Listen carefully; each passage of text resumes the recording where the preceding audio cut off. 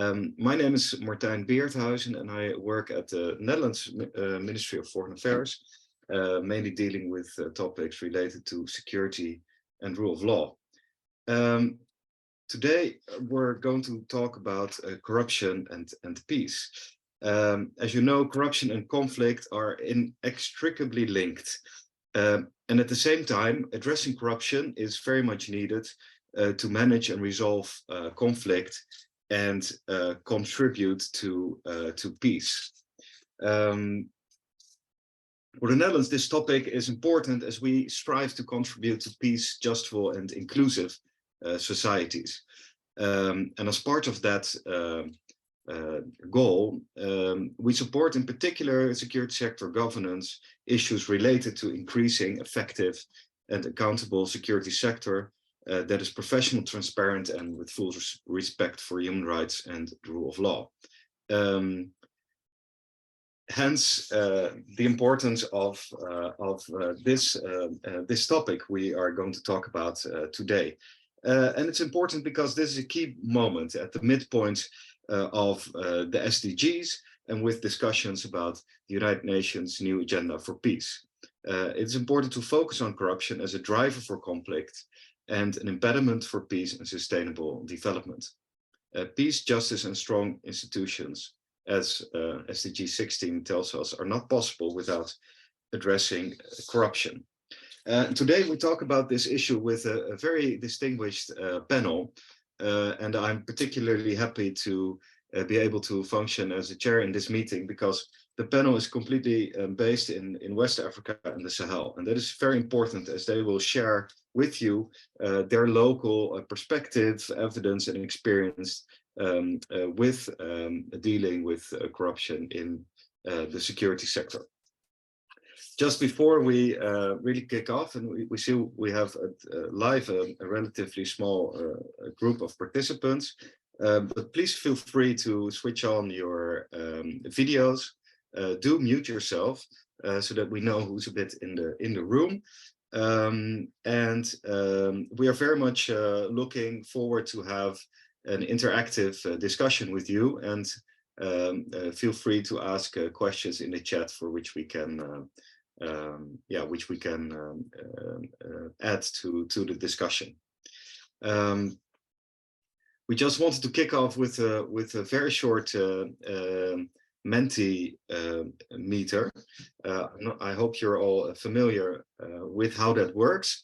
I'm looking at Mohammed. We're going to kick off the Mentimeter, or shall we just do a quick round where we're from? I think we might do a quick round as we have a smaller group. Yeah, absolutely. Or we'll just go. So I'll invite the participants. So if they have to share in the chat where they're from and what their interest is in this topic, we would very much like to know. And what if there are any questions that you would like this panel to address, then we can during this session we can reflect on those. Very happy to do that. So while you're doing that, I'll just give a heads up to Beta. We're going to start with you, and I would like to welcome you, Beta. You're a senior program officer at the Civil Society Legislative Advocacy Center, or CISLAC, if I pronounce it correctly, in the Nigerian chapter of Transparency International. As well as playing a leading role in CISLAC's work on peace, security, and conflict resolution across Nigeria and Africa. You also volunteer as the secretary of the National Platform on Women and Security Sector Reform and Governance. And you're also a faculty member at the Women Only training program on understanding and monitoring civil-military relations in Nigeria. That's amazing experience, and looking forward to hear from you. And to help set us the scene for this discussion, Beta, can you tell us a little bit more how corruption has been a factor in insecurity and conflict in the Nigerian context? Okay, thank you, Sadu, and the organizers for having me on this conference. I will start by saying that Nigeria has been battling with insurgents and terrorism since 2009, perhaps back before then, but at least from 2009 upwards, it came to landslide. And supposedly, it has so much to do with religious differences and ethnicity. And the current administration, while campaigning to become the president of Nigeria, one of his major campaign promise was to address issues of insecurity and corruption, knowing very well that these two are inseparable. 8 years down the line, there's not been too many changes that one can actually boast of. This insecurity, this terrorism and Boko Haram insurgency started as a very small challenge, but because it was treated with kid's glove, it has spread across the entire nation and even spilled over to neighboring countries. And every attempt to address the issue has met with brick walls. The current administration, though had made all of the promises they made, could not address this issue. And it is not as if the issue could not have been addressed, but the question is whether there is the willingness to address it, given that the the propelling factor has to do with religiosity and the Nigeria, the fact that Nigeria, the question of whether Nigeria is an Islamic country or whether Nigeria is not an Islamic country also comes to play. Several researches, media investigations has proven that beyond doubt that one major factor, one major reason why this insecurity is yet to be holistically addressed is because of the fact that some persons are benefiting financially from proceeds of insecurity. For instance, if we want to address it from the insight of the Government Defense Index, the research of the government, the outcome of the Government Defense Index for 2020 has caused Nigeria to be a very high risk country. The Corruption Perception Index is actually a research work that assesses the quality of institutional control over corruption risk. And for Nigeria, it is actually very high. The typologies that are used in measuring or in addressing the typologies that are listed in the Government Defense Integrity Index are finance, personnel, operation, procurement, and political influence. So if you want to look at it from the aspect of finance, I would want, one thing that comes readily in mind is the Dasuki Gate saga, which has always played out when we talk about corruption in the defense sector. Dasuki Gate was actually the national security advisor to the government during his tenure.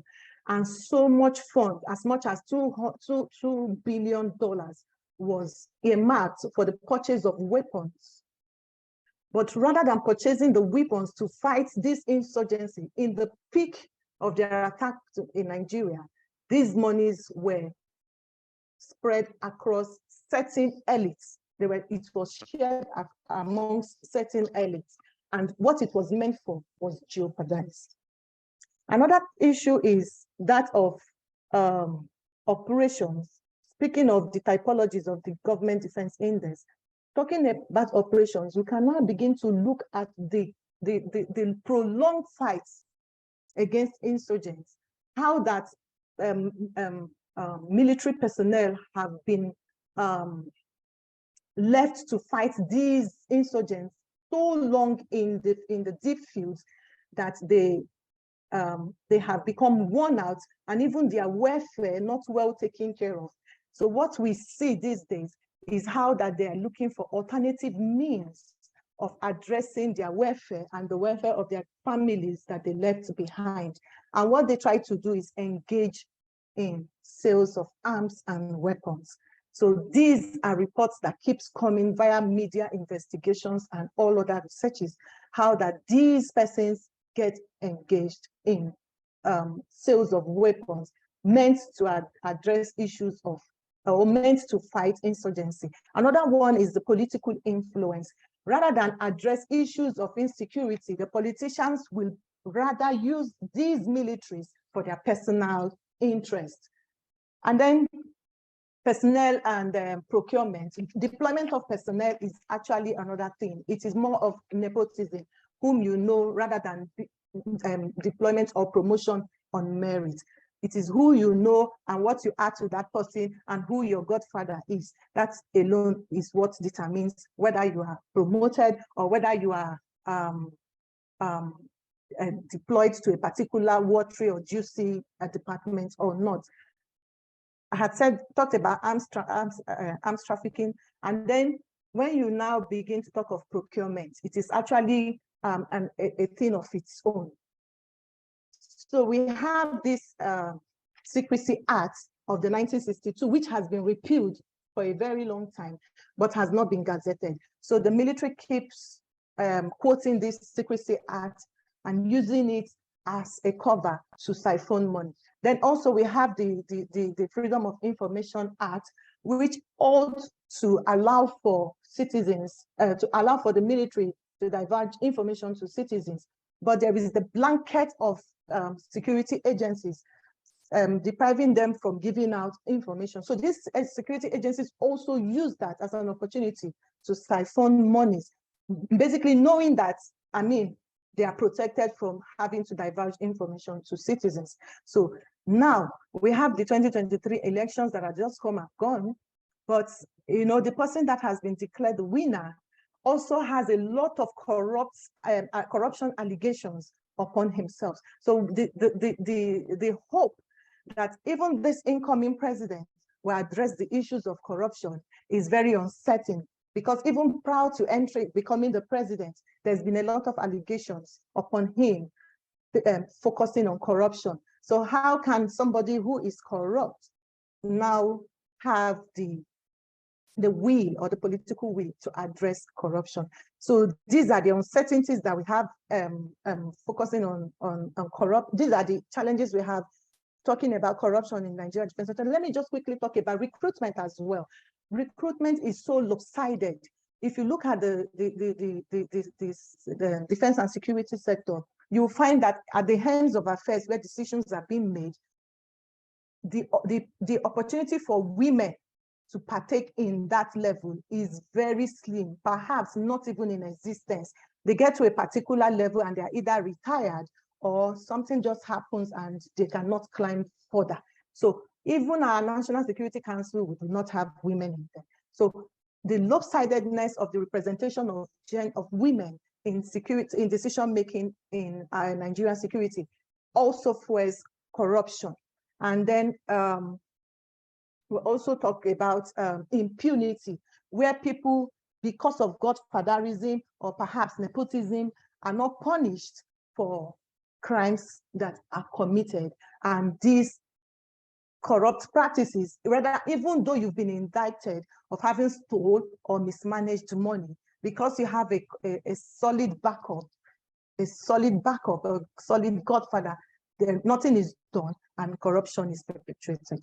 So these are some of the challenges we have that keeps fueling insecurity in Nigeria. Yeah, have I used my 5 minutes? Thank you very much, Beta. A bit longer, it doesn't matter. It's a super interesting elements you give from the challenges that you face in Nigeria, and I'm sure the other speakers will recognize themselves in it, and I'm curious if they do, and if they if they can reflect on that as well. And just to underline that you mentioned Transparency International Government Defense Integrity Index. I think it's a very interesting instrument. And Hiram, if I pronounce your name right, there's also an analysis of the Indian security sector. So just take a look if you like. Now I would like to go to our next panelist, Sherif, for insights from the context in Niger. I'm sorry, my French is not good enough, so I'll continue in English, Sherif, but I'm sure you'll get the French translation. Okay. Sherif is a projects and programs coordinator at the Association Nigérienne de lutte contre la corruption. So I have a bit of a French accent right there. The chapter of Transparency International in Niger. He works on issues related to the security sector, governance, and citizen participation for participatory and inclusive security management in Niger. He also worked in security management and protection of social organizations with Protection International, where he was protection's focal point in Niger. Sherif, this question is for you. From your work with particularly communities in Niger, what have been your reflections on how corruption affects people's trust in institutions that are responsible for maintaining peace and security in the country? And how is corruption a factor in that?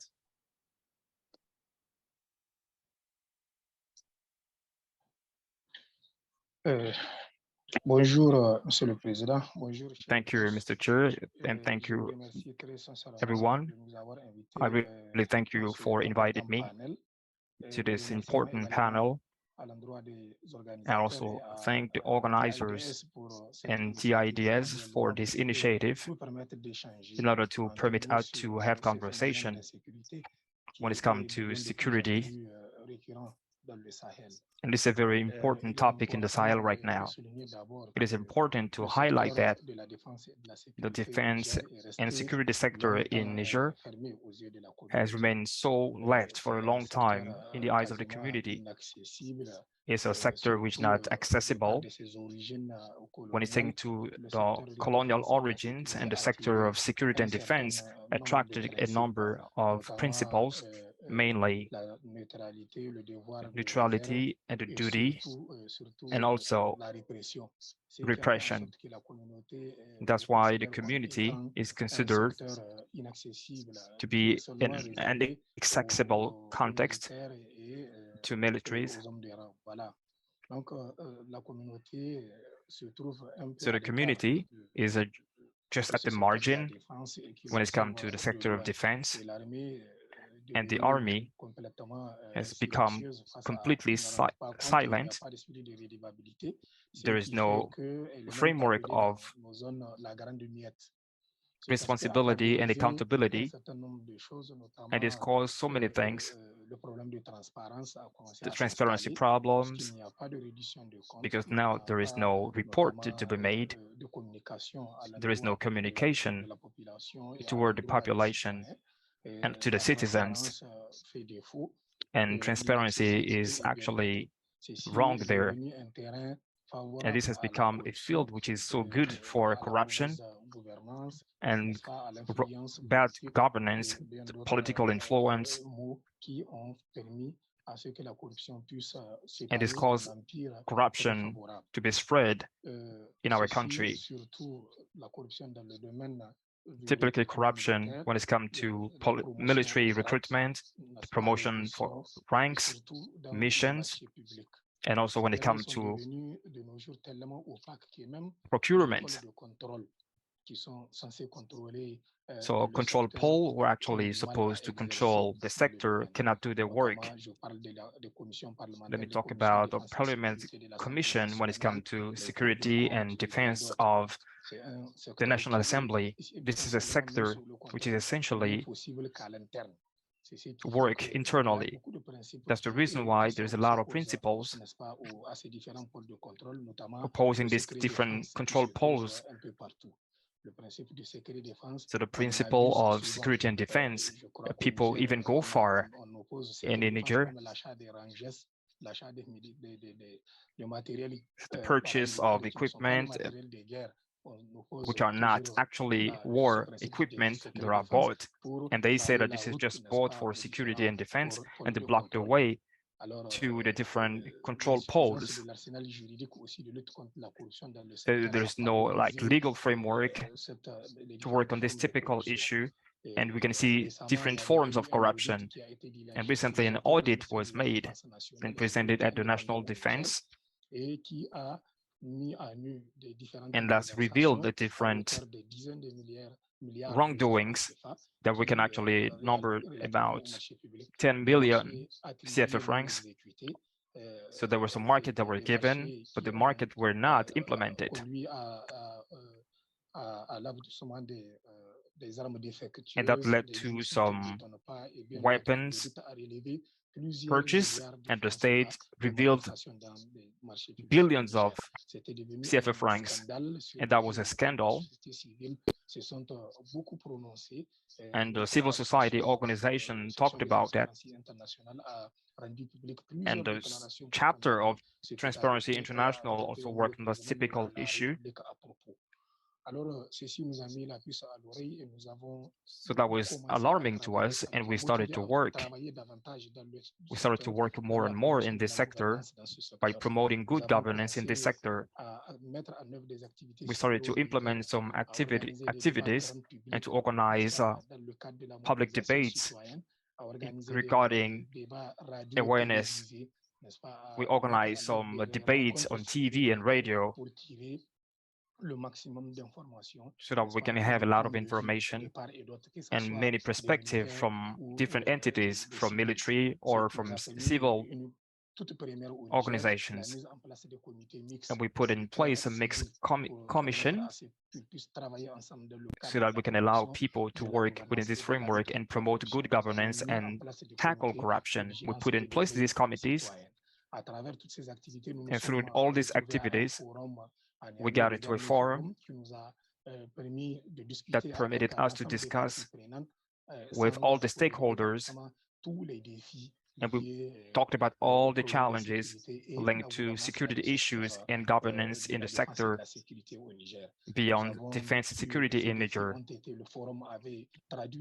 The forum translated these challenges into recommendation, and we also raised some recommendation that we gave in the hand of the President of the Republic.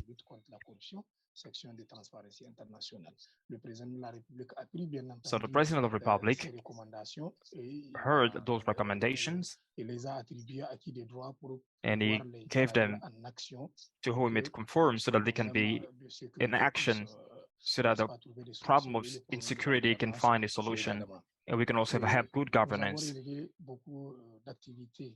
We carried out so many activities so that military and civil society can work hand in hand in order to solve some issues.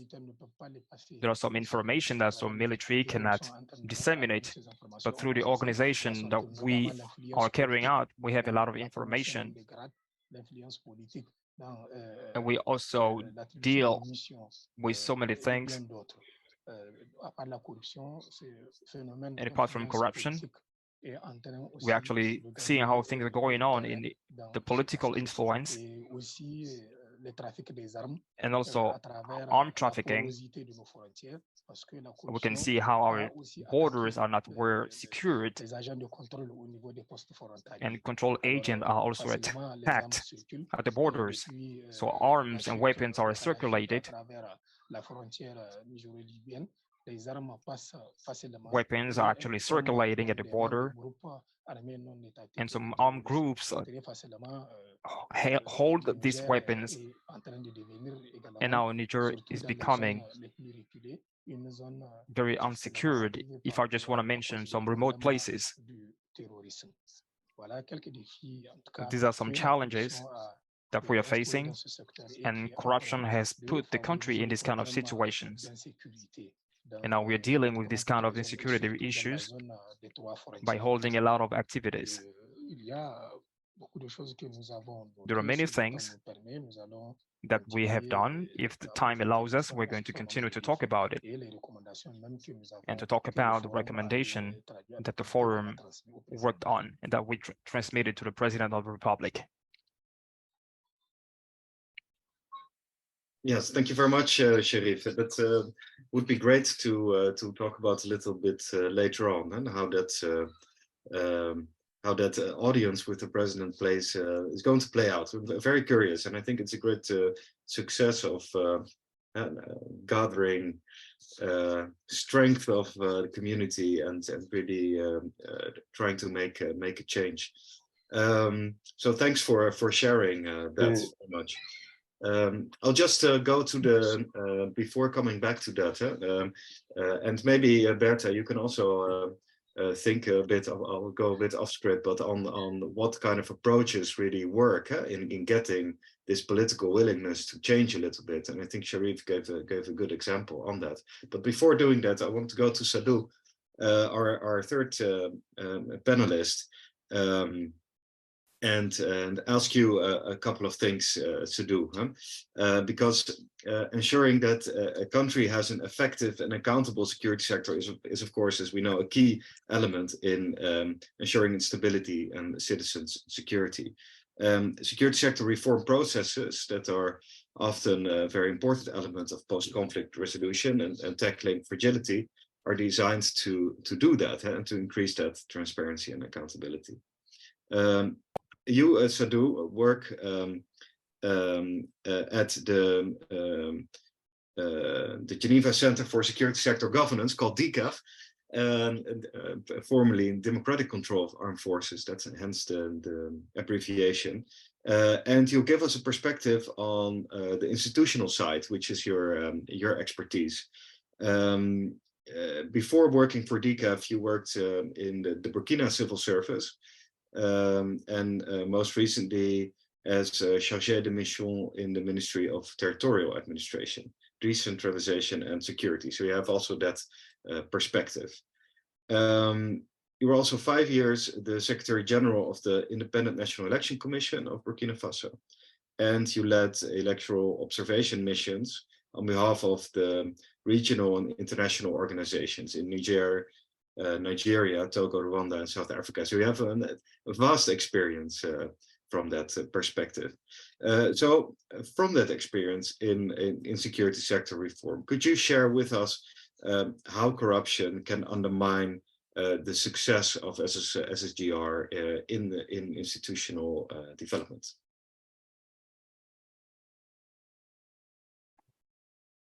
Merci. Je voulais féliciter. Thank you very much. I want to congratulate all the organizers of this panel for the interest that this has for the DCAF, which is an entity that works on topics like governance and security. With that being said, we put in place a program that covers the region,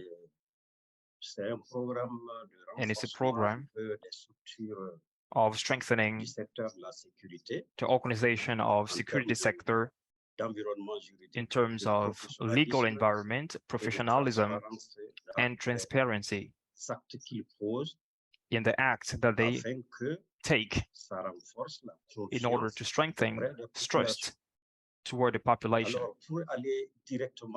So in order to head to the topic that gathered us this morning, the governance topics are huge today in terms of challenge in the Sahel area, but particularly in the area of some countries like Niger, Burkina Faso, and Mali. Regarding this, we have to know that DCAP is assisting these three countries in order to put in place a reform concerning the security sector. And the content of these reforms, there is not only the security policy that we have to draft and develop, and also the content of the strategies and the approaches. And this touches all the key stakeholders when it's come to a reform activity that basically takes time. So what DCAF is doing in Burkina Faso is that for the specific case of Burkina Faso, we have experienced insurgency in 2014, and the insurgencies led to committing some reforms, particularly on some specific sectors. And these reforms had the government and decision makers to call DCAF, which is an organization that can assist in this concern, and we put in place a process of reforming the entities and capacity building. Unfortunately, we carried out a normal election, and in 2022, we had a coup. We experienced a coup, and the advanced reason given by some entities regarding the coup in January 2022 is that the regime that was in place was a corrupt regime, in a way that in the implementation of all the programs to strengthen and to reorganize the things, so many things were invested. A lot of money has been put in order to support the security system, and there were some corruption cases. After 8 months, we had another coup in October 2022. The junta that came was saying that the people were just there before them. They came and they carried out some money embezzlement within the framework of the struggle against corruption. So many things were considered, and that took the stakeholders of the transition to rebel. But today we are in a context where it's just this issue of corruption is at the center of public concern. Because what we have to say here is that we have civil societies that are very active, acting hugely, they are heard, and they do so many things. I just want to talk about 3 cases of corruption.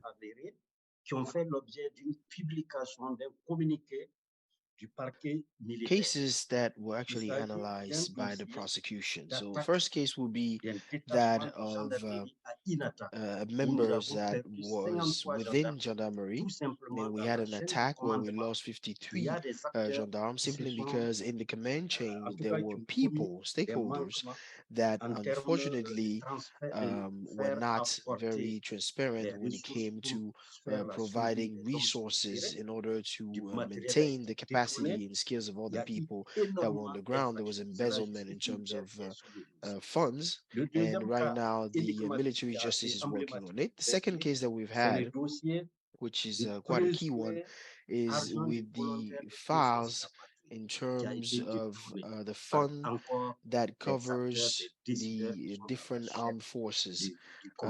Unfortunately, this is also something that was embezzled. And the third case, which will be the last one that I'm going to talk about, is the file regarding the presumption of overcharging when it came to the acquisition of motorcycles from the armed forces. So this clearly highlights the fact that corruption has become something very systematic within not just the managers, but also the auditors. And in some cases, it can go as far as touching some major stakeholders that are, for example, backers. So the issue of this phenomenon is something that is quite significant. So the matter of security and development is taken hostage, really, by this particular problem. So the role that we play today is to gather all of the stakeholders. We have organized regional conferences in 2021 in Bamako, for example, and just recently in March 2023 in Ouagadougou. where we were able to highlight what are the good practices when it comes to management of resources in the sector of defense and security. And on that particular point, we have gathered the authorities that are in charge of control and audit, those that keep an eye on the resources, particularly the one that we call the Superior Authority of the Control of the State. It's an organization that is a state organization, but it has a lot of experience. And we added to that at the Niger, the LCM, which is the high authority for the fight against infractions. And at the Mali level, we also have the OKE, the Central Offices for the Fight Against Corruption.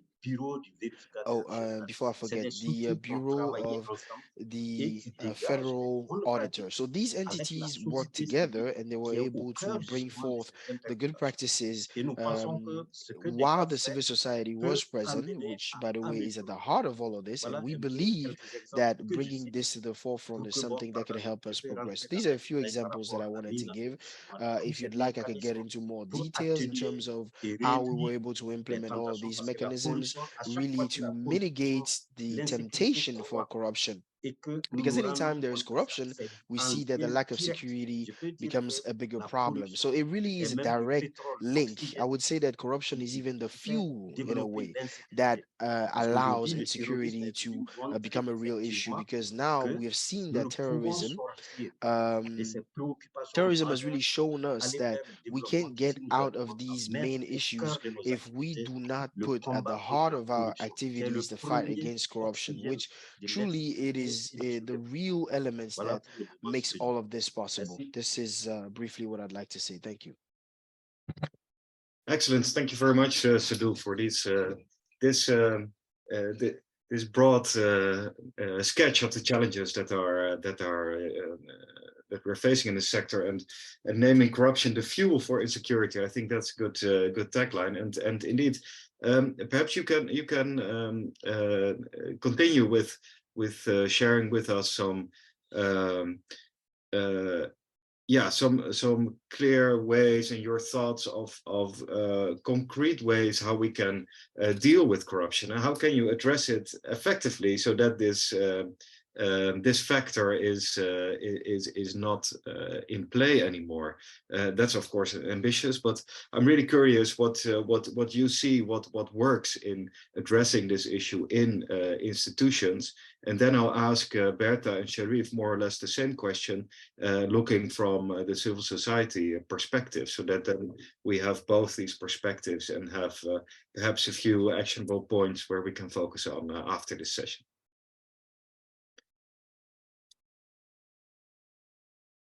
Ok, je pense que là, on a toute une panoplie de recommendations. All right, so at this point, I believe we have quite an exhaustive list of recommendations that all came out of these different meetings. We have them all on paper. So the first element will be, for example, to strengthen the autonomy of the auditing entities. All right, so let's look at the example of that superior authority from the state that I was talking about. They have started auditing over all of the key sectors. So namely, the presidency, the prime ministry, the Ministry of Defense, and the army itself. Now, on that particular entity, they have carte blanche, and one of the key elements is the fact that they work at associating all organization of civil societies that, as of today, are key stakeholders in this matter of denouncing the people that carry out fraud. Let me give you the example of Burkina. For example, in 2018, we had the RENLAC, which is the National Network for the Fight Against Corruption, was the one who sued a minister of defense, and he was sent to jail. And this is an entity of civil society. This is a very first in our societies. So people from civil society that are well organized and that have the ability to sue a Ministry of Defense, this had never been seen before. So it's important for us to really give the power to these different entities, whether we're talking about the judicial sector or any other sector. Now, second element, we need to give the skills to these general auditors, because the general auditors from the superior authority of the state were able to carry out their activities because they have the necessary skills. So once they qualify something as being an issue of corruption, it is directly transferred to the prosecutor. We don't have to go through a whole bunch of procedural processes, etc. No, no, no, no. The key is to make sure that there is no impunity. So we need to make sure that we have legal entities that are there and that the justice can really react, and the people in charge of auditing have the skills to do what they need to do. The third element is the aspect of top secret information. My brother Sheriff was talking about it. We have laws, we have levels when it comes to access to information. And right now, the point is to make sure that the ministries of defense and the governments could support these different aspects. The idea is to have laws, because there's this phenomenon that we talked about within our systems. It is the majority party. Sometimes when you look at the laws are very simply blocked. They can't pass because of the majority party. When the reality is that the real sources of corruption are the people that are the decision makers, right? Because people tend to protect their friends, etc., and that really pushes that even further down the hole. Now, besides that, we also need to find a way to accept that the people that are involved in the matters of corruption be completely removed from the value chain of public markets. I think these are elements that are extremely important that we need to implement, and I know for a fact that they will continue strengthening the system. The last element is once again civil society. Right now, they're organized as networks, so it is important for them to have the ability to exchange, to discuss. For example, in our case, the members of the REMAC, for example, work quite a lot with the other entity that is in Niger. They share good practices, they have exchanges, they write things down, they have them in document form, and we really need to move beyond this idea that we can succeed on our own. It needs to be at the heart of the issues of our governments, but also our members of civil society. Now we're no longer talking about security in one aspect, but we talk about human security as a whole because it touches all of the different aspects of human life. So, once again, we know how important corruption is for all of these elements, so we need to find way to tackle this. And we need to understand that until we accept this idea of going beyond our borders and having exchanges, it will be very difficult for us to reach our goals. And our lives depend on it. All right, this is pretty much it. I don't know, I have other specific experiences if you'd like me to go a little further. But just to wrap it up, I'd like to say that here we have two levels. We have internal audit. It's all about inspections. But then again, all of the inspections, whether we're talking about defense or security or other ministries, all of those are supervised by the superior authority of the state, which carries out trainings, which directs those different auditors in one way or another. Because when you look at the chain of corruption, it usually comes from the top. For example, the issue of governance, you have a group of people that will be involved, and it's going to have an impact on the whole chain, whether we're talking about public market, top secret information, the people in charge of managing the money, and there's quite a lot of complicity amongst all these different people. We see all that, whether we're talking about budget of defense and security, all of this is really expended quite a lot. So it's important for us to really fix this issue and establish mechanisms that would allow us to avoid any sort of collusion and other issues. Thank you. Thank you very much, Sadhu. Very useful contribution, I think, and good to hear. If you allow me to just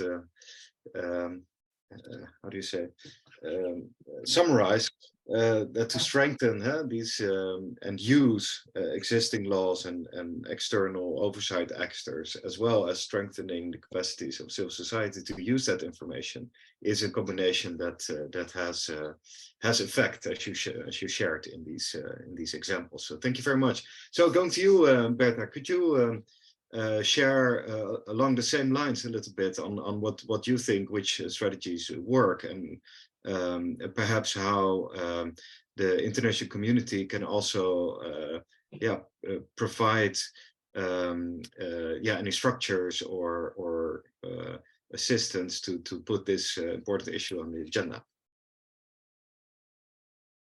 Okay, can you hear me? Okay, just to add to what the last speaker has said, I agree totally with what he said in the aspect of strengthening the autonomy of auditing institutions, because even here in Nigeria, the audit institution is very epileptic. Like, even if the request for information from the defense and security sector and the defense and security sector falls, they do not have what it takes to persecute, or at least to insist that they submit or send in such information. And then the judiciary, they are also tied, or perhaps I don't even know whether to say that they are even more corrupt now, because when cases of corruption goes to the judiciary and the media takes it up and it is publicized, before you want to follow that case, but within a short period of time, the whole sensation dies down, everything is killed, nobody knows what happens next, nobody is persecuted, nothing happens to whoever it was that was indicted.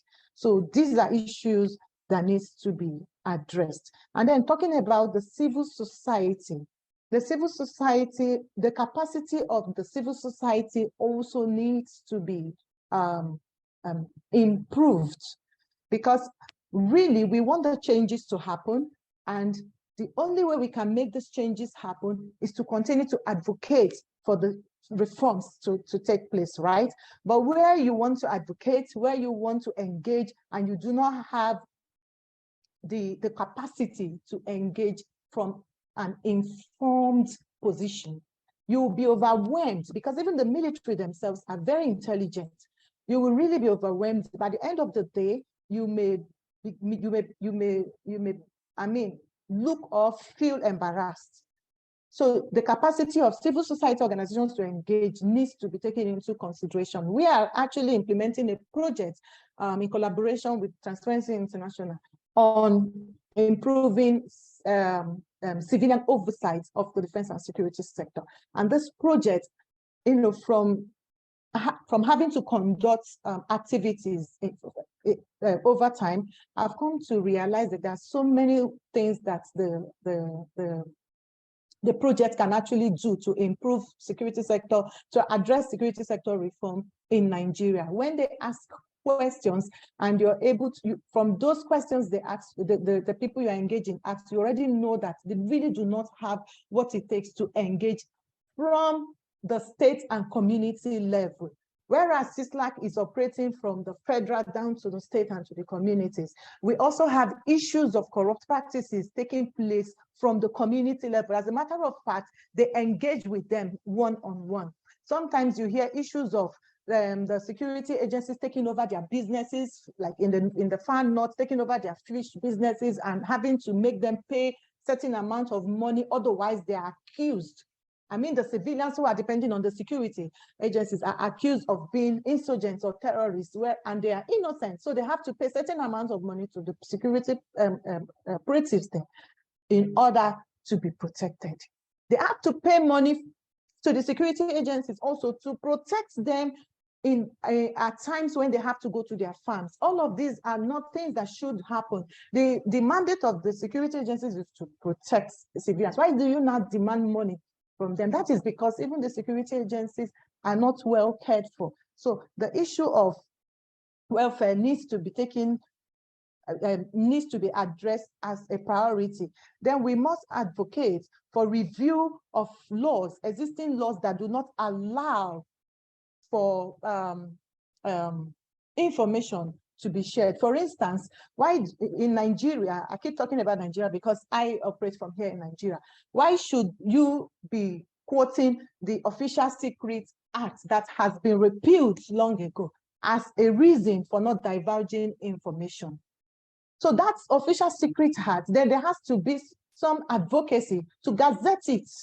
And the freedom of information, there has to be some level of revealing, that there has to be some level of some enabling factor that of FOI needs to be reviewed to allow for security agencies to be able to divulge information, even though we want to recognize the fact that there are issues of national security. Let there be some kind of a definition to say what information should be termed classified and what information should not be termed classified. And talking about the lawmakers themselves, how many of them are well equipped are not knowledgeable enough, even though they are in security committees and they are heading affairs of national security? How many of them are knowledgeable enough to know what questions to ask in the course of carrying out their oversight, what places to go to, what questions to ask? Not too many of them. And the high turnover of our legislators is also a factor. I mean, we are getting near to the 10th assembly. Not too many of them whom CISLAC has engaged in the past are coming back. For instance, Honorable Namdas, which is one of them that was engaged, and he's very knowledgeable now, based on CISLAC's interventions, is no longer coming back. We don't know who is going to head the Committee on Army. We don't know who is going to head the Committee on Navy, Air Force, and all. So we have to start afresh to train them to build their capacity. Please, if I'm using up my time, please notify me. Then we also need to talk about sensitization and awareness program for gender inclusion in recruitment processes. I mean, I had an engagement yesterday training females on civil military relations, and somebody told me that when she told her parents that she wanted to join the military, she was hit by her dad, and that was a huge discouragement for her. So these cultural norms need to be addressed. People need to be sensitized. People need to understand that having a career in the military sector is not masculine, is not only for the male gender. It cuts across both male and female genders. So all of these norms needs to be addressed. Am I using up my time? Can I go on? Yes, thank you. Do you want to round off? Yes, talking about the SD. Did you talk? I think I kind of missed it. When you talk about, the last speaker also talked about corruption, and from my own understanding, in Nigeria, corruption is celebrated. Corruption ought not to be celebrated. When you are corrupt and you are indicted, the next thing you get is some kind of a promotion. That ought not to be so. People should be applauded for maintaining good character, and people should be promoted based on the fact that they have not been involved in any form of corruption in the times past, not because they were engaged in some form of corrupt practices and they have godfather somewhere who is able to cover their loopholes and promote them. Thank you very much, Bertha. Again, really strong and varied points. And with your last point, you actually answered part of the question that Hiram put, like what could be incentives, right, to lessen the corruption. And this is a very important one, not making it interesting anymore, huh?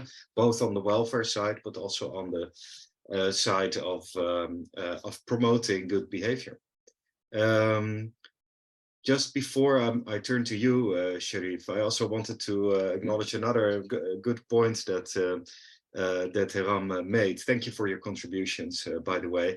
And that is your question on representation of the kind of indexes we're talking about. And from my perspective, particularly the Government Defense Integrity Index is an example of an iterative process where which is really built on local national processes, interaction with national governments, and really driven by the civil society organizations that are in the panel today. So if you're looking for an index that takes aboard really the perspectives and the interaction in each of the individual countries, and this is, I think, a good example.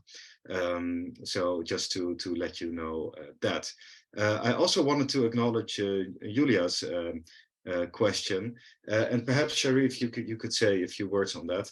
Julia is asking, she's from Ukraine, and she's asking, how can you, it's a good question actually, how can you address corruption while at the same time you don't want to undermine legitimate operations that your government can have? And that's of course particularly pressing at the moment in the Ukraine situation. And Julia, there is a very good Ukrainian organization dealing with the corruption issues, and you can also look at Transparency International Ukraine, who has done quite some research on this topic. But Sharif, perhaps you can reflect on that and share your experience in the Nigerian context of how you deal with that sensitive question, right? That how can you address to the president, which you did, this issue of corruption, while at the same time ensuring that it doesn't undermine the important tasks that the security sector also has.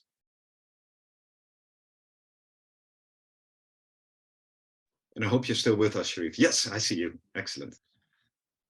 Oui, je suis là, Monsieur le Président. Je suis en train de Yes, suivre I'm here. I'm here. I'm here. Merci. I was indeed going over everything that's been said previously, and everything that's been said is just great. It is quite important to highlight the fact that the previous forum I was talking about in my presentation has allowed us to establish several recommendations, and through these recommendations, it's important for us to take into account the judicial aspects, because there is indeed a massive lack when it comes to the fight against corruption. There is also a significant gap in the matter of protection of whistleblowers. So these are all elements that we've taken into account, and we've established recommendations that we've shared with the President of the Republic, and he listened indeed to us. And as part of the establishment of a law, we've been working on it for a law for the fight against corruption, and also protection of the whistleblowers. So we've already established a law project, and we presented it to the government. And the government promised that he would go over it and be able to validate this bill. We have three aspects in this bill. The first aspect is really prevention of corruption in all of the domain, especially defense and security. The second aspect is, of course, retaliation. And the third element is protection of whistleblowers, because this is something where we're really lacking. Usually, people that would denunciate these issues would find themselves in difficulties because there was no law protecting them. So, of course, this issue was looked at by the President of the Republic, and we've established this draft law, which has about 100 different articles, and it's already been reviewed at the moment. Another aspect for international community that we need to talk about is the issue of the activities that are particularly key for the states. So we need to keep in mind the fact that we have states that are within a specific space. Now we know that we have the same people that are living through the same realities, quite similar from one state to the other, and more often than not, the activities are focused on the state, when in fact they should be focused on the space, because the space covers different states, and in some cases we have we have to push aside the borders. We need to make sure that these elements are no longer barriers when it comes to peace implementation. And once again, we need to keep in mind that when it comes to issues of terrorism, terrorists do not know borders, right? We can have members of the same community that can be living in between two different states. So it's important that our activities go beyond our borders. And quite more often than not, we have borders that are used as protection for these terrorists. Sometimes all they have to do is go to the other country, and obviously we can no longer keep on chasing after them. So usually that's why they tend to target the population that are around the borders. So we can clearly see how these issues are presented. It's very important for us to work on that. That's why our advocacy needs to focus on that element, focus on spaces, so that even if we already have agreements, we need to strengthen these agreements between the different states, between the different militaries, and carry out the possibility for prosecution beyond the borders. The other aspect is focusing on judicial instruments, especially in the matter of security and defense, which also take this idea of space into account. When we look at the laws that we have, they're just assigned to one state. So it's important for us to have laws that are stronger and that can allow us to continue fighting corruption and issues of security beyond our states.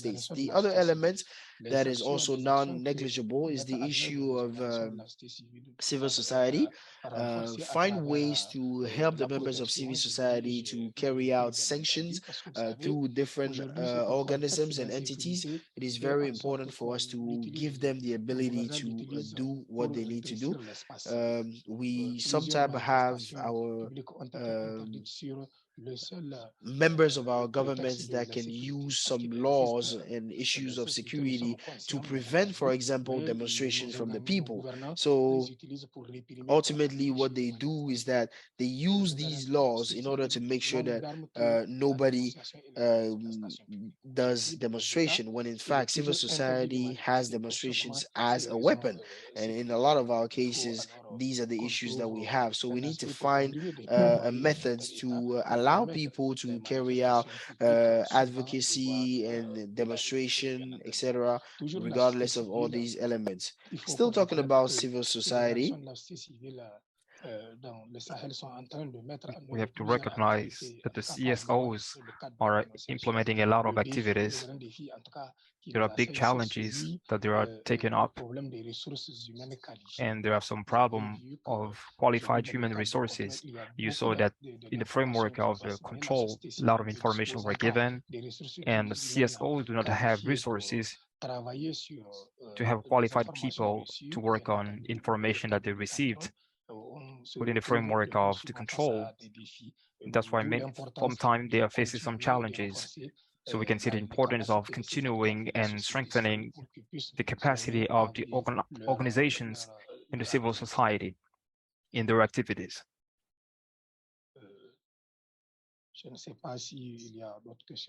I don't know if there are other questions. Thank you very much, Sharif. This is again a very valuable input, and I'm sure there are many other questions from us, the panelists, or of the audience. But unfortunately, we're nearing the end of our session, if I'm correct, and we still have a couple of minutes left. And I just wanted to use that to wrap up this session. And one of the conclusions is that we have many more issues to talk about, but also a lot of experience to exchange and learn from each other. So I'm very happy we did that today. And I hope, Daniel, just to recognize you as well, that you've reached your goal and learned a little bit about the topic of corruption in peace building and how important it is. Just to make a couple of remarks to bring things together, I've heard political willingness as an important issue. I've heard the need for civil society and strong organization of civil society as an important issue.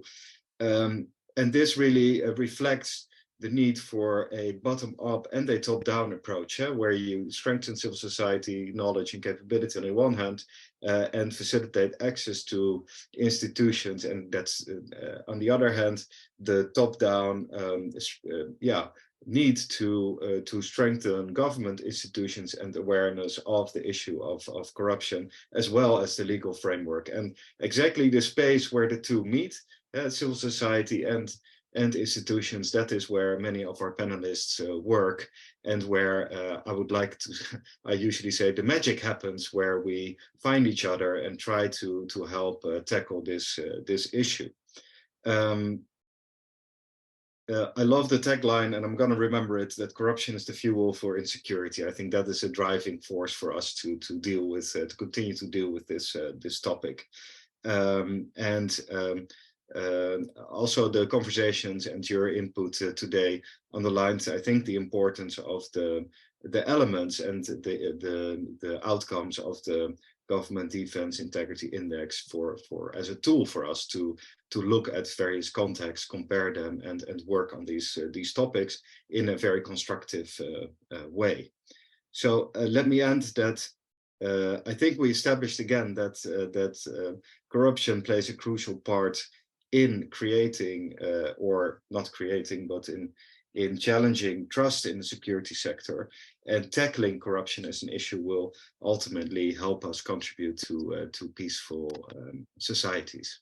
So with that, I wanted to thank you all very much, Bertha, Sadhu, and Sharif, for contributing to this panel.